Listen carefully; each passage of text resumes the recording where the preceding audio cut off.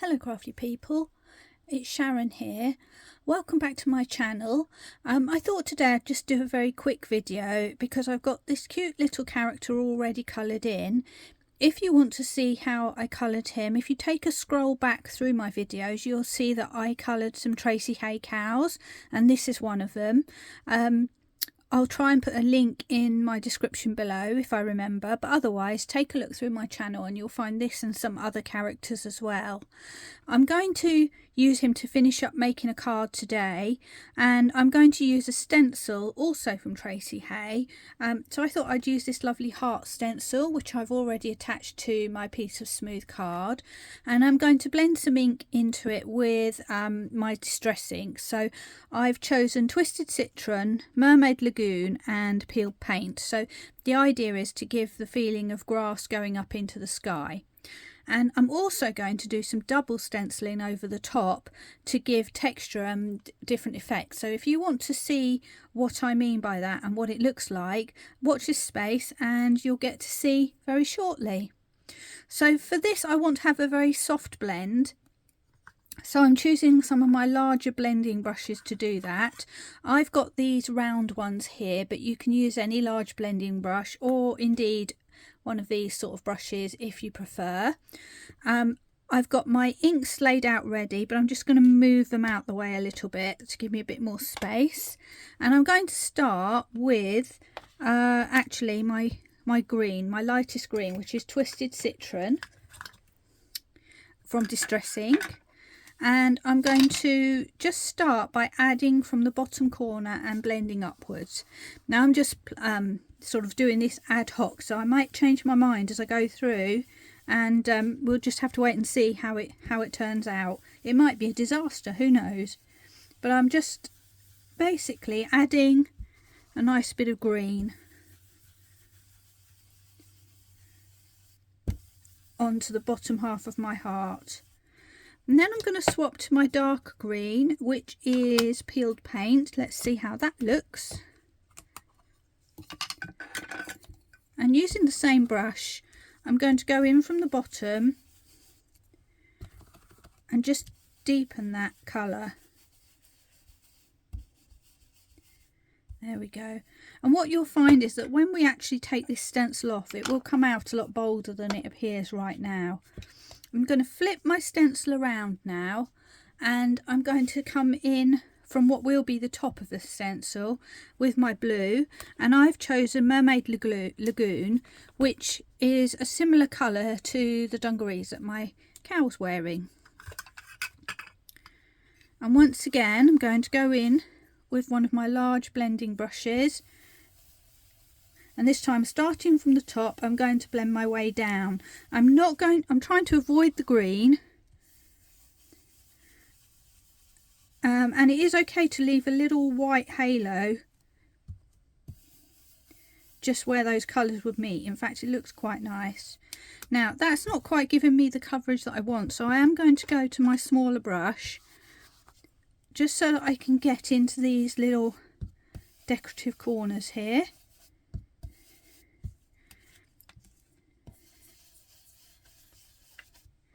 And just adding a little bit more ink. And this is what we've got so far.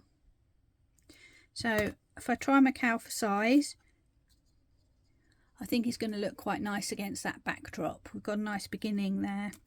Now the next thing I want to do is add a little bit more texture into this, just for interest really. So I have got a random stencil which has got lots of tiny little dots on it. I'm going to place that over the top, and this time I'm going to go for a darker blue, which happens to be prize ribbon, and I'm just going to pick some of that up and just lightly add some of that in, and as it goes down into the green it will change colour slightly. Let's have a look and see what we've got. So there we go, we've got some really delicate little bubbles in there. I think I'll do the same on this side. So I'm hardly applying any ink at all, but because it's a slightly different colour, I'm just getting a different feel. There we go. And that's how we make a double texture on our stencils. So I'm going to put that aside now. That was very quick to bring together. And now I think it's time to remove my stencil and see what we've got.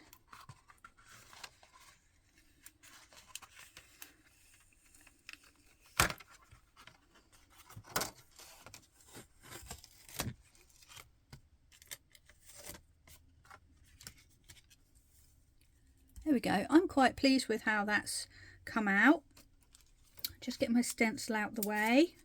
I'm all fingers and thumbs today. So there we go. There's our stencil, all complete. And here's our little cow. Now I want to add a little bit more texture again with some splatter. So this time I'm going to go with the dark blue again. I'm just going to put some on my mat, my stamping mat, and I'm going to find a fan brush, dip it into water,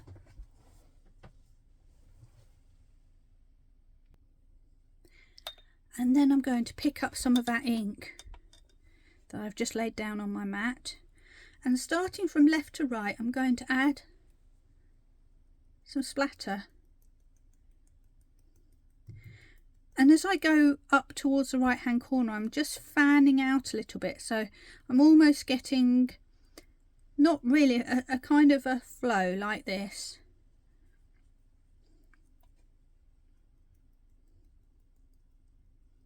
I think that's quite pretty. So I'm just going to let that dry for a moment before I progress on to the next stage. So I'll be back with you in just a moment once I've cleaned up.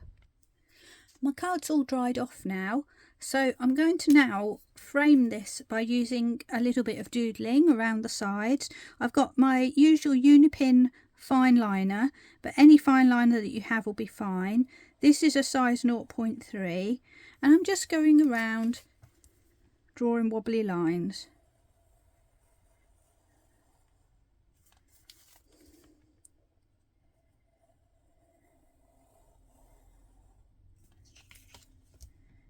And then I'm going to do a second set of wobbly lines over the top of those. But I'm going to make them more squiggly.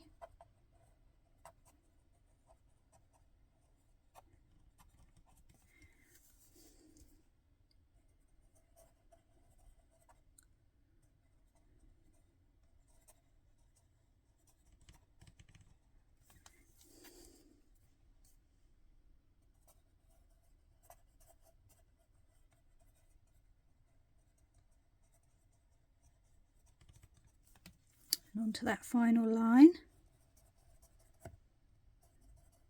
I went off the edge there, but it doesn't matter because it's a ragged edge, so it won't hurt at all. There we go. And now let's have a little look at our placement. I definitely think I'm going to need some grounding for my cow. And I'm going to do that with, I think I'm going to do that with a greyish colour. But what I might do is add a line that I draw myself and some grass as well. So let's start with, let me think. I can't decide whether to go green or grey. If I go green, it's going to merge in with the bottom of this. So I think I do need the grey.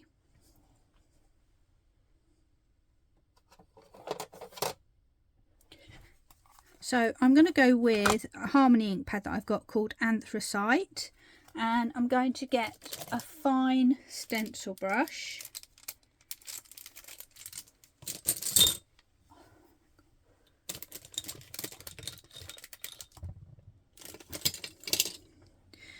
Which is this one here called, which is a size 3 from Lavinia, and working out roughly where I want my guy to be. I'm going to see if I can find a pencil and just lifting him slightly above where I want him to end up. I'm just going to draw a really faint guideline.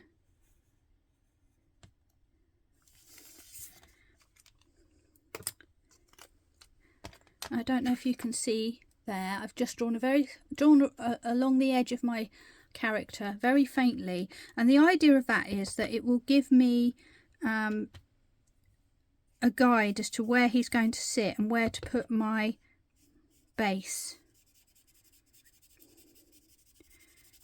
So I'm sort of starting from there, working from side to side and gently fading out, holding my brush quite loosely. And let's try him out for size. So he's sitting there. I think I need to darken this shadow a bit more because you can't really see it too much. So I'm going to just go in a bit more. Made a right blob there, but that doesn't matter. And let's put him back, and now we can see the ground a little bit better. And what I can also do is just go in a bit further now I've put him in place, and just really darken under his legs.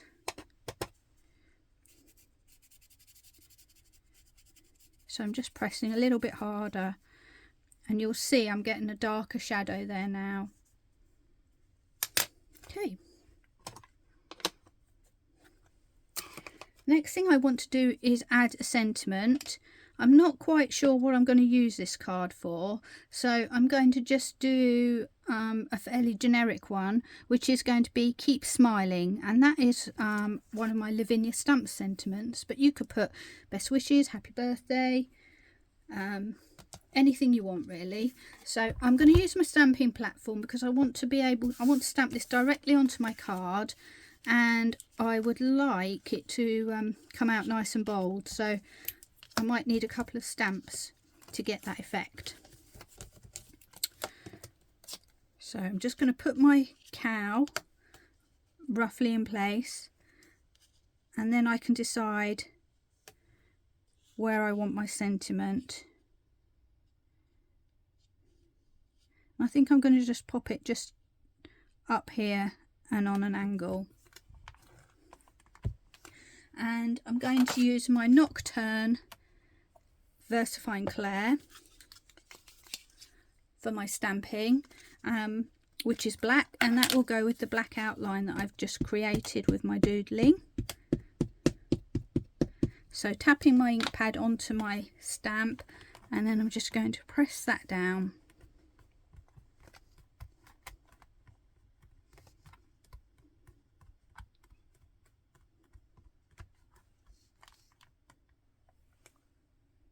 And there we have it. And because it's quite a bold type on the sentiment, it will sit proud of that background that we've just created. So I just give that a quick clean off my stamp, and we're ready to put the card together. So this is a good way to do things really, because you know, sometimes you feel like colouring characters, other times you feel like doing stenciling or backgrounds or putting cards together. So you know, you can just work with what you've got, and today I felt like using this character that I coloured previously, so that's what I'm going to do. I didn't like him just sitting there unloved. And I've made a mat for my card, so now I'm going to go ahead and stick everything together. So I decided with a green mat to go with the greens of the card, the stencil, sorry, at the bottom. I could have gone with a dark blue to go with the dark blue splatter, but green in this case. So I'm going to use some wet glue to stick that together.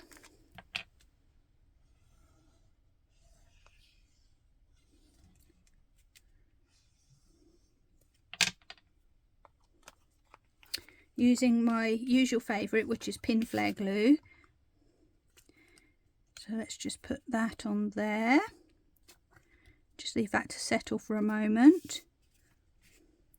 And while that's grabbing, I'm just going to take a moment to take a look at my card blank and make sure it's opening the right way before I go and stick anything on there. I have got a video somewhere in my list where I actually stuck something on the wrong way.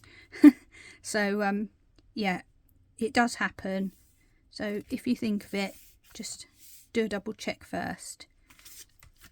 Okay, ready for the next layer.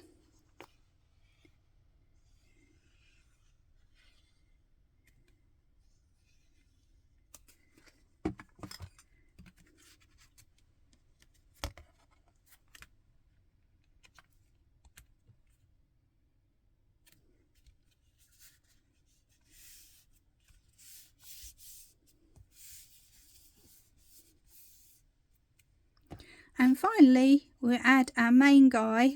I've been calling him a cow all along, but actually, I guess he's a bull, isn't he? So let's bring him onto the scene. Once again, I'm just going to stick him flat. I coloured him on watercolour card, which in itself is quite thick. So that does give him a little bit of a raised effect, which is quite nice, without using sticky pads or anything like that to raise him up too much. There he is, sitting in the corner, leaving his little message.